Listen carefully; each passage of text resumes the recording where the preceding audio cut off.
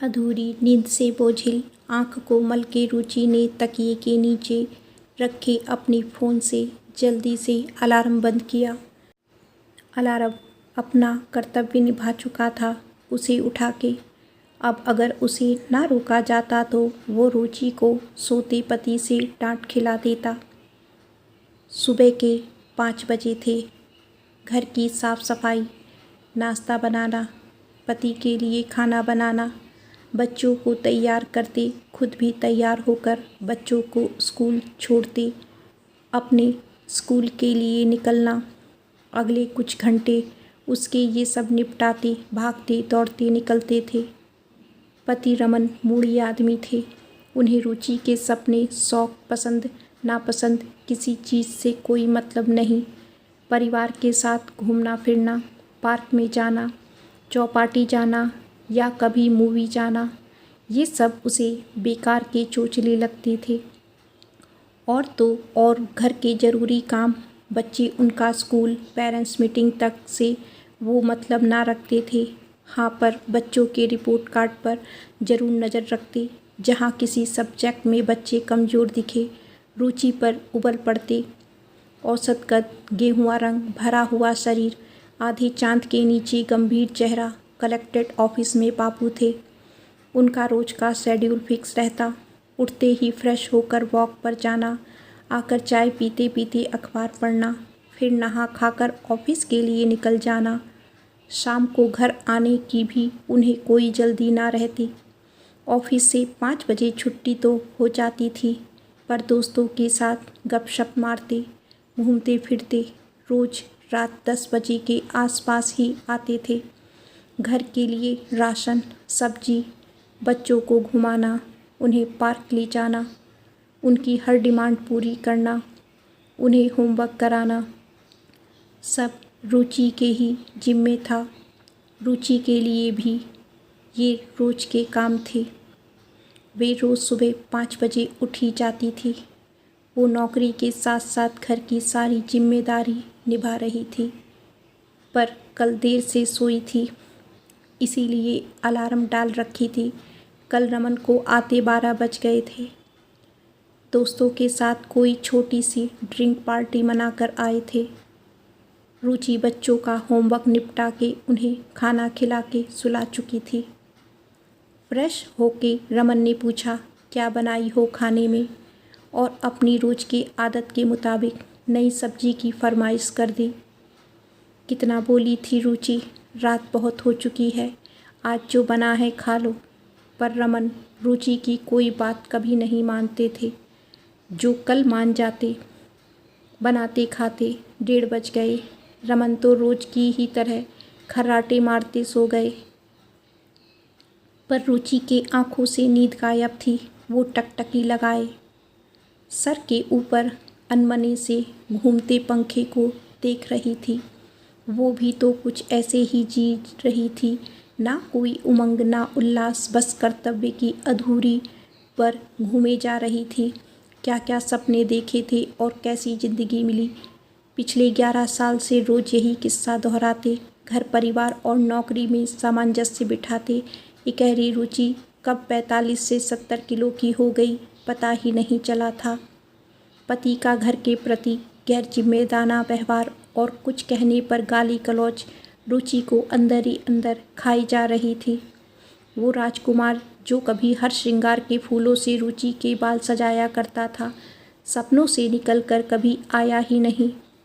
College के दिनों में रुचि ऐसे लगती थी जैसे किसी शांत झील में श्वेत कुदम्बिनी खिली हो। काले घने बाल, दूधिया रंग, ऊंचा कद, इकहरा बदन, बड़ी बड़ी नम आँखें। कॉलेज के लड़के उसकी एक झलक के लिए कतार बांधे रहते, जिससे वो 2 पल बात कर लेती।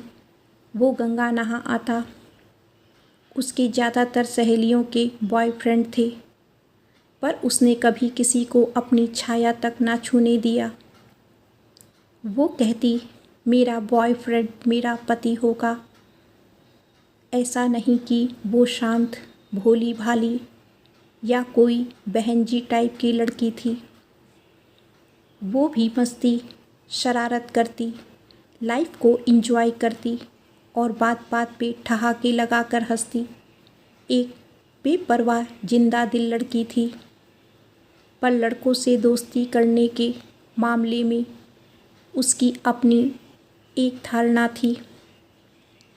ये बात और है कि अपने सहेलियों को देख मन ही मन अक्सर वो भी कल्पना किया करती थी, चिपक कर बैठे, लॉन्ग ड्राइव पर जाना,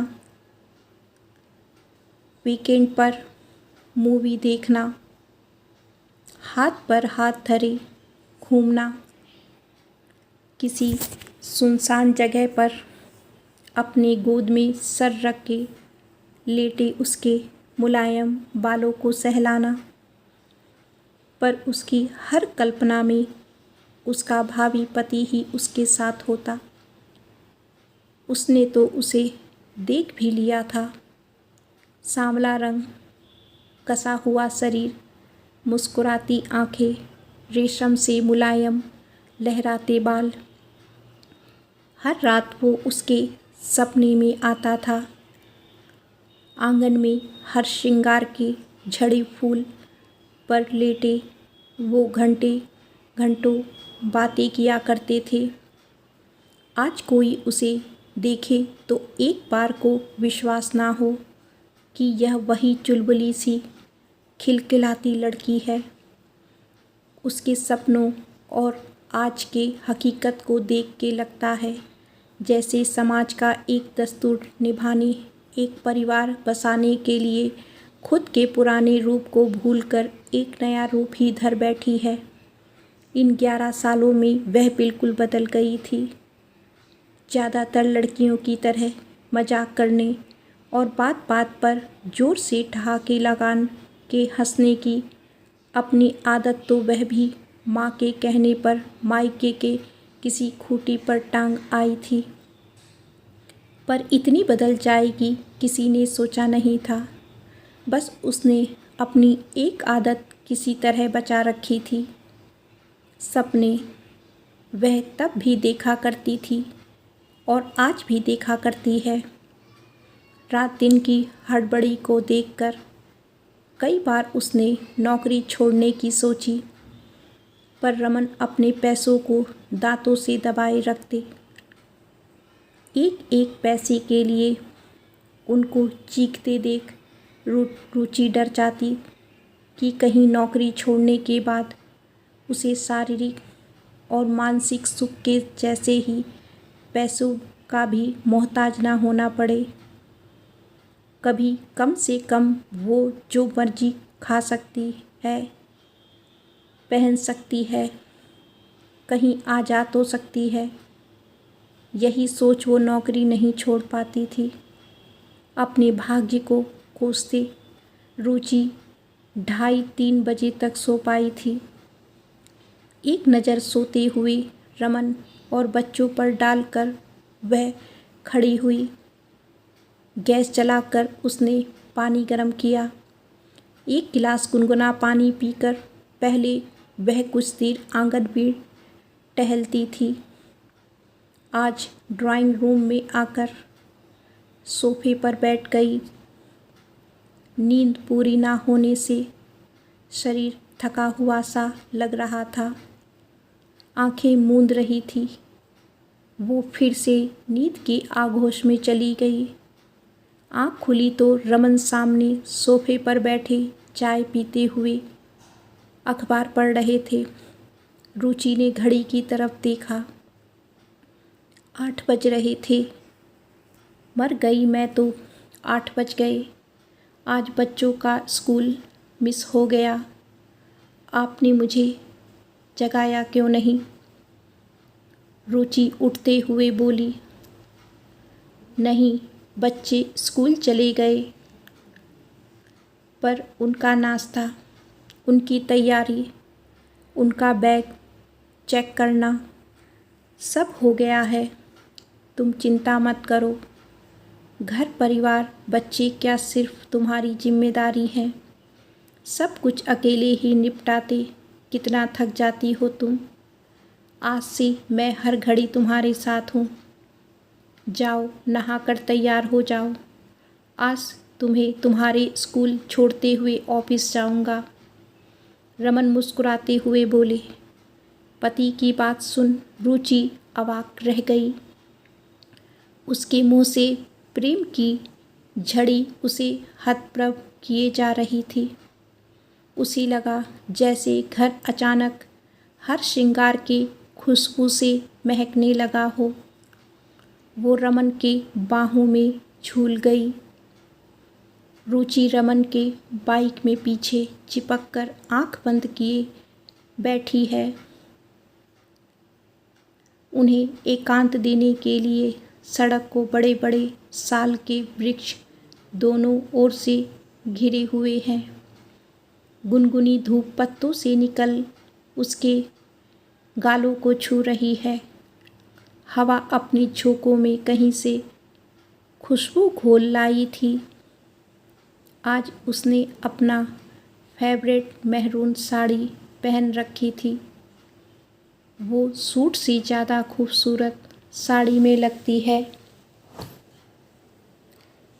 ब्राउन शर्ट में रमन का चेहरा खिल उठा है। ये क्या? अचानक रुचि ने देखा।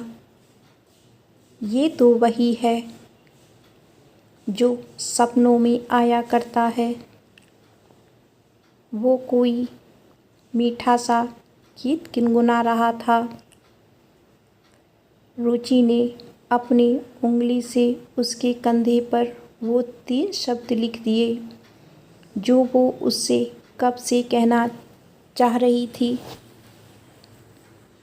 हर श्रृंगार की हल्की खुशबू उसके देह से उठने लगी थी। अभी स्कूल के लिए समय है। एक बड़े से गुलमोहर के नीचे रमन रुचि के गोद में सर रखे लेटा हुआ है। वो उसके होठों पर उंगली फिरा रही है। उसने अपने दहकते ओठ रुचि के सुर्ख ओठों पर रख दिए। अब वो मौन की भाषा समझने लगा है। रमन रुचि के आँखों में देखकर कह रहा है, रुचि तुम कितनी खूबसूरत हो। ऐसा लग रहा जैसे तुम्हें पहली बार देख रहा हूँ। रुचि के गाल गुलमोहर के फूल से मेल खाने लगे हैं। चारों तरफ फूलों की लाल चादर बिछी है।